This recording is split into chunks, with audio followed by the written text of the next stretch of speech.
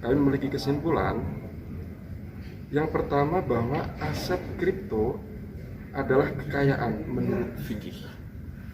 Jadi aset kripto yang sekarang sedang dibicarakan itu adalah harta dalam tinjauan fikih.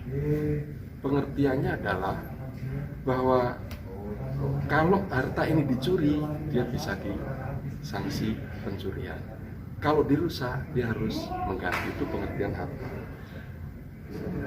Lalu kesimpulan yang kedua, karena ia kekayaan atau mal dalam bahasa Arab, maka sah dipertukarkan sepanjang tidak terjadi gharar. Pengertian gharar itu uncertainty, jadi ketidakpastian. Kenapa diputuskan demikian? Karena terjadi perbedaan pandang di antara musyawirin apakah transaksi cryptocurrency itu terjadi gharar atau tidak, atau ketidakpastian atau tidak. Sebagian mengatakan bahwa ini terjadi gharar, sebagian lagi mengatakan ini tidak terjadi gharar. Nah, sifat yang disebut dengan gharar ini memang debatable. Jadi orang melihat dari sudut pandang masing-masing, sehingga melihat ini gharar, ini tidak, itu sebenarnya lebih kepada sudut pandang. Tetapi kami semua sepakat bahwa harus tidak ada gharar. Cuma apakah faktanya ada gharar, kami masih ada perbedaan pendapat. Sehingga kalau menurut yang mengatakan di dalam transaksi cryptocurrency ada gharar, maka tentu itu tidak diperkenankan. Dan bagi yang mengatakan bahwa itu tidak ada gharar, dan itu juga didukung oleh musyawirin, maka dia boleh dipertukarkan. Yang ketiga, kesimpulannya adalah ini seperti himbauan, menghimbau kepada masyarakat agar tidak mudah melakukan transaksi ini jika tidak memiliki pengetahuan tentang cryptocurrency.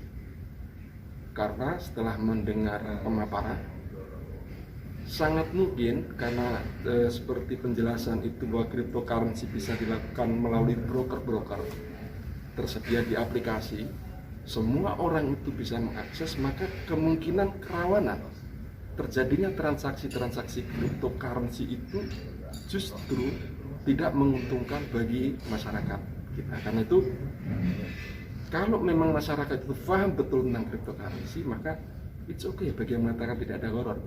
Tapi kalau ada dia tidak paham, maka janganlah masuk seperti ini. Jadi kira-kira gambarannya seperti ini.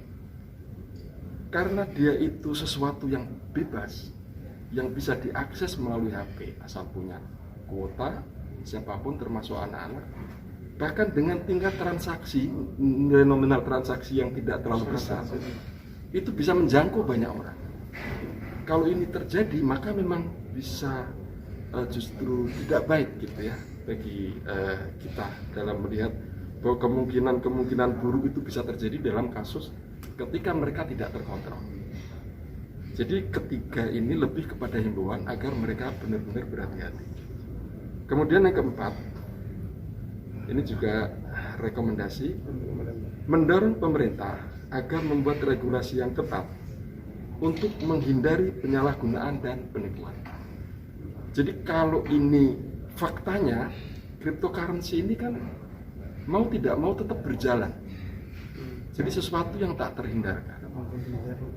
Karena itu, pemerintah perlu membuat regulasi supaya bagaimana transaksi cryptocurrency atau aset kripto ini benar-benar jauh dari penipuan dan penyalahgunaan. Tentu banyak bentuk ya penyalahgunaannya apa, penipuannya apa.